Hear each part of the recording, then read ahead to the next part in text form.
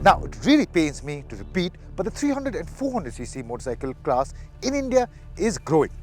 Now, if Bajaj wanted to make an impact with their 400cc motorcycles, they had to come out swinging.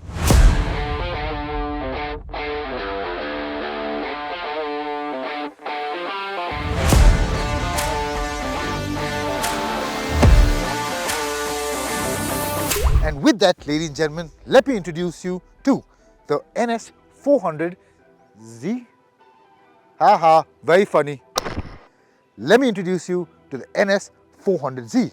It has the performance of a 400cc motorcycle, it has the features of a premium motorcycle, and Bajaj is willing to give you all that for 1.8 lakh rupees, introductory mind you. But how have they managed to do so?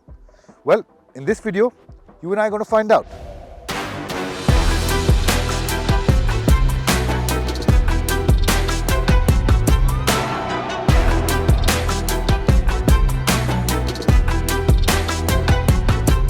When it comes to design, there is no hiding the fact that the NS400Z bears an uncanny resemblance to the NS200. In fact, elements like the tank, the seat, the lights, the mudguard, all of them have been borrowed from the NS200 and, well, it shows.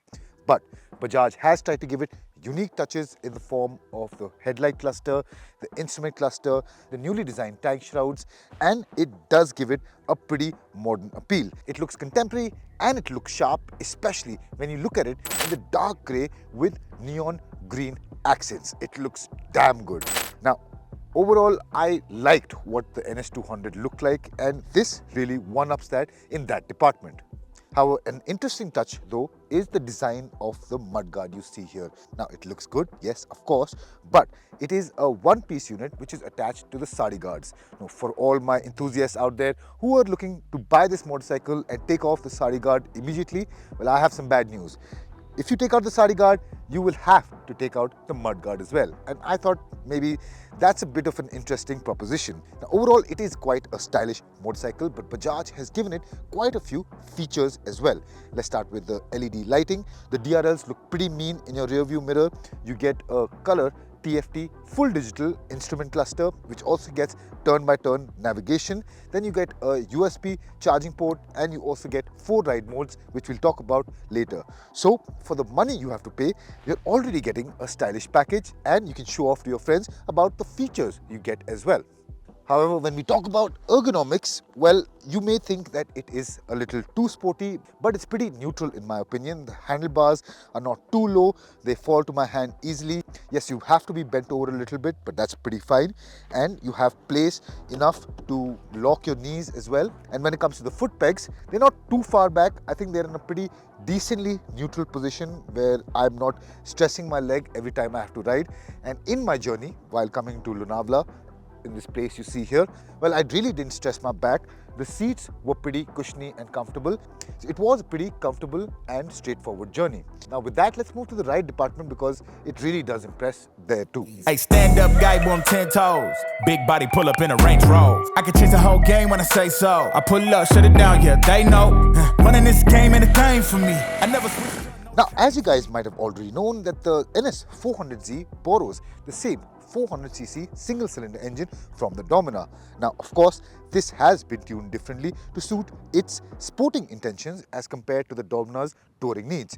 As for specifications, it gets 40 bhp and 35 Newton meters of torque, but what Bajaj says, and which we felt on the road as well, that 85% or about 30 Newton meters of torque is available from 3500 RPM and goes all the way up to red line. Now, of course, you will feel this on the road as you have a strong surge of torque, which really seems to last a long time. Twist the throttle and the speed will keep climbing. Now, yes, there is a bit of hesitation in the low end once it gets off the line, but once you're past the 3000 RPM mark, once it gets going, when this engine is in its happy place, you'll really be happy with the strong surge of torque that greets you. Now, you also get fly-by-wire, which means you also have 4 riding modes, which are road, sport, rain, and off-road. Now we started our test ride event at the track, and there I chose sport mode to do my bidding, and that was necessary. I wanted the full force, I wanted to get the full experience of this motorcycle, and that really helped.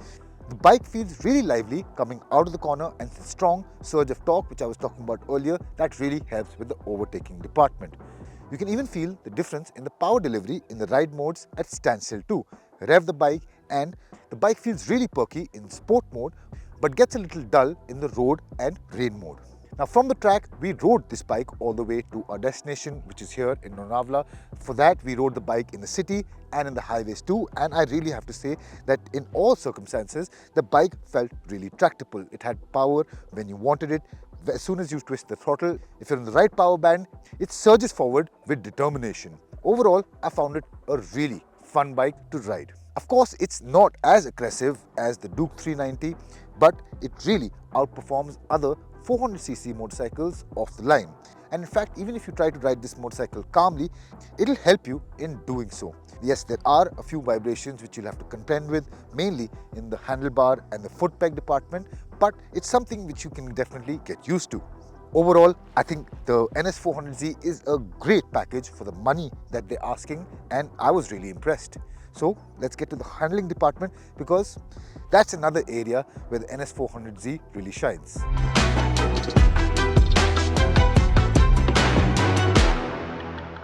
Now, the biggest difference in capability between this and the Dominar is in the handling department. The NS400 is shorter in length and also has a sharper brake angle compared to the NS200 as well. So overall, what you get is a light and nimble motorcycle which can deal with different riding circumstances quite easily. Of course, it's not an absolute track weapon, but it can keep up with the Duke in the hands of a skilled rider. Now, in terms of the suspension department, what you get are 43mm forks up front and a monoshock at the back. However, what I felt was the suspension was a little too soft for the track, but it really made sense when you got it out onto the open road. Where it really truly shines is the ghat sections with broken or undulated sections. It absolutely creams speed bumps, potholes and bad patches of road like they're absolutely nothing. The ride, I would have to say, was absolutely supple all the way from Bajaj's test track in Chakan all the way to where you see in Lonavala.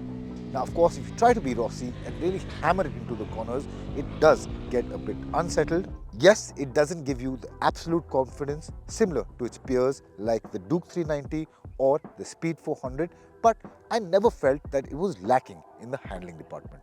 And of course, braking was another aspect which Bajaj tried to get right with this motorcycle. It gets 320mm disc brakes up front and 230mm at the back. Now at the front, you do have a crisp bite. It does give you feedback, but the rear does tend to get unsettled when you put it in emergency situations or really hard braking on the track.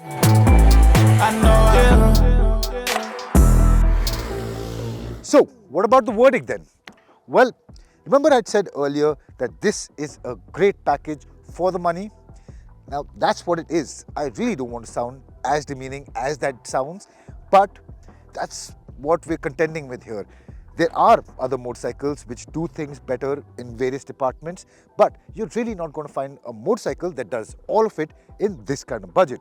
And if you're the kind of person who likes sporty naked motorcycles, this fits in your budget and you are skilled enough to handle a 400cc motorcycles, I really can't find a reason to tell you not to buy one. So what do you guys think about the NS400Z? Will you pick it over its competitors or maybe a similar priced 250cc motorcycle like the Gixxer 250 maybe? Tell us in the comment section down below. I'm really interested to hear.